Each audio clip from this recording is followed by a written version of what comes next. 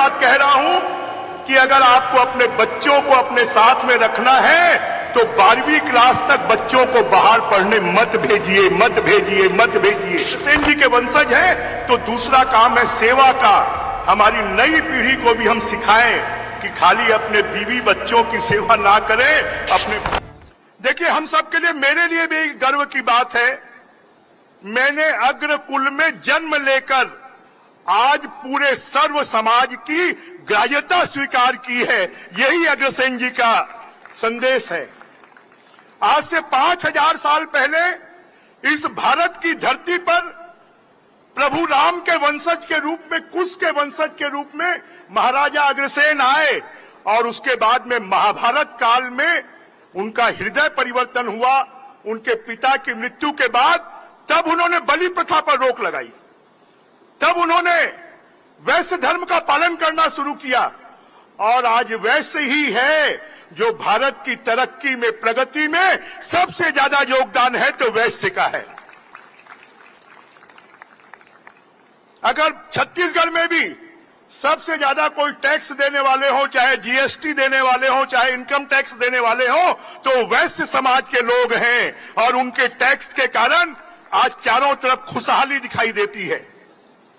परंतु हम अग्रवाल समाज के लोग अगर जाने जाते हैं तो परंपराओं के लिए जाने जाते हैं, हम धर्म की रक्षा के लिए जाने जाते हैं, हम परिवार के लिए जाने जाते हैं।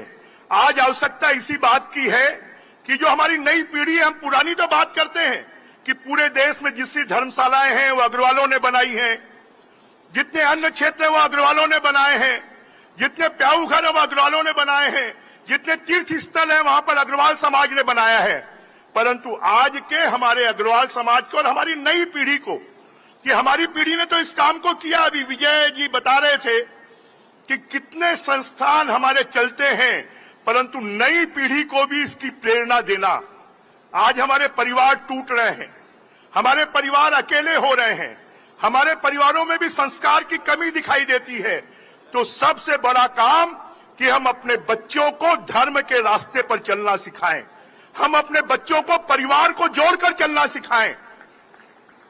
हमारे परिवार में भी कई ऐसे बुजुर्ग बैठे होंगे जिन बुजुर्गों को उनके बेटा बेटी या उनके पोता पोती या उनके नाती उनको सम्मान नहीं देते होंगे, या कहीं अमेरिका, इंग्लैंड, जापान, कोरिया या जर्मनी या बंबई, दिल्ली, कलकत्ता, बेंगलोर में जाकर पढ़ रहे होंगे और वो बोलते होंगे कि अब हम नहीं आएंगे, आप हमारे पास आ जाओ। मैं बहुत कड़वी बात कह रहा हूं कि अगर आपको अपने बच्चों को अपने साथ में रखना है तो 12वीं क्लास तक बच्चों को बाहर पढ़ने मत भेजिए, मत भेजिए, मत भेजिए। अगर 12वीं क्लास तक आप बच्चों को पढ़ने बाहर भेज देंगे तो ना चाचा चाची को जानेगा, ना काका काकी को जानेगा, ना ताऊ ताई को जानेगा, ना दादा दादी को जानेगा, ना मामा मामी को जानेगा, और उसका प्रेम नहीं होगा। प्रेम नहीं होगा तो स्कूल तक बाहर पढ़ेगा, उसके बाद कॉलेज भी बाहर पढ़ेगा और फिर बाहर रहने लग जाएगा। माता पिता दादा दादी को बोलेगा आप हमारे पास आ जाओ, और दादा दादी मम्मी पापा तो उसके पास जा नहीं सकते, उनको मालूम है कि नहीं आएंगे। इसलिए समाज को जोड़ना, परिवार को जोड़ना, ये हमारी पहचान रही है। हम अपने बच्चों को संस्कारित करें, उनको संस्कार दें और परिवार के साथ में जोड़कर रखें। और जो वय उम्र हो गए हैं उनके बुढ़ापे का सहारा अगर उनको छोड़कर चले जाता है तो उसका सबसे बड़ा कारण हम उनको संस्कारित नहीं बनाते हैं। तो ये संस्कारित करने की जरूरत है। और महाराजा अग्रसेन जी के तो 18.5 पुत्र हुए, उन्होंने सबको साथ में लेकर चले। अगर हम अग्रसेन जी के वंशज हैं तो दूसरा काम है सेवा का। हमारी नई पीढ़ी को भी हम सिखाएं कि खाली अपने बीवी बच्चों की सेवा ना करें, अपने परिवार के साथ साथ समाज की भी सेवा करें। ये हमको सिखाने की जरूरत है और ये हम सिखाएंगे तो निश्चित रूप से अग्रसेन जी के वंशज हम कहलाएंगे। आज तो हम सब मुख्यमंत्री जी का भाषण सुनने आए हैं, क्योंकि मैं तो अग्रवाल समाज का अतिथि नहीं हूं, परमानेंट हूं, क्योंकि मैं तो हमेशा आता हूं और हमेशा मैं अपनी बात को कहता हूं। और आज का दिन जो है वो नवरात्रि का पहला दिन है, शक्ति का पर्व है। महाराजा अग्रसेन जी का जन्म इसी दिन हुआ और इसीलिए उनको इतनी शक्ति प्राप्त हुई कि वो भगवान इंद्र से भी उन्होंने लड़ाई लड़ ली।